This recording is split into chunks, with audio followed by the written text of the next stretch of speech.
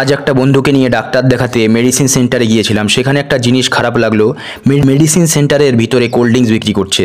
এই কোল্ড ড্রিঙ্কসটা বাইরে বিক্রি করুক, তাতে আমার কোনো আপত্তি নেই, কিন্তু মেডিসিন সেন্টারের ভিতরে তাই বলে ওইখানে ডাক্তারদের উদ্দেশ্যে আমার একটাই কথা, কোল্ড ড্রিঙ্কস কতটা আনহেলদি বস্তু সেটা আপনারা অবশ্যই জানেন। প্রায় 50% চিনি থাকে, কতটা আনহেলদি একবার গুগল সার্চ করে নিতে পারেন। আর ওইখানে একজনকে জিজ্ঞাসা করলাম, বললো এটা সাইড বিজনেস। আমার তাদের উদ্দেশ্যে একটাই কথা, সাইড বিজনেস যখন এটা, তাহলে তো নার্সিংহোমের ভিতরে অ্যালকোহলও তো বিক্রি করতে পারেন, তখন বলবেন এটাও সাইড বিজনেস।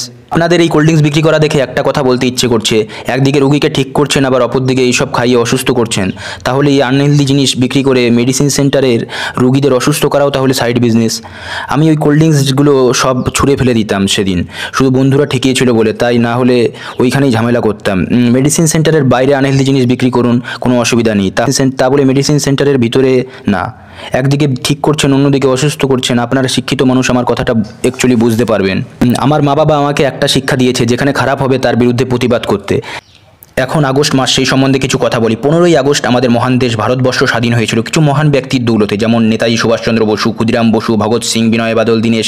এরা যদি তখন ইংরেজদের খারাপের বিরুদ্ধে প্রতিবাদ না করে ঘরে চুরি পরে বসে থাকতো, হয়তো আজও আমাদের ভারত আমরা পরাধীন থাকতাম।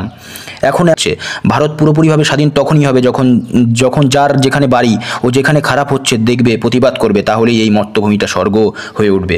খারাপ যতই শক্তিশালী হোক না কেন, তার আয়ু খুব ছোট হয়। এখনও পৃথিবীতে ভালো মানুষ আছে বলে আছে, ভালোর অস্তিত্ব টিকে আছে। যেখানে খারাপ দেখবে, জনগণ সব এক হয়ে লড়াই করো। জনগণের থেকে ক্ষমতাবান, পাবলিকের থেকে ক্ষমতাবান কেউ নেই। জয় হিন্দ, জয় ভারত মাতা।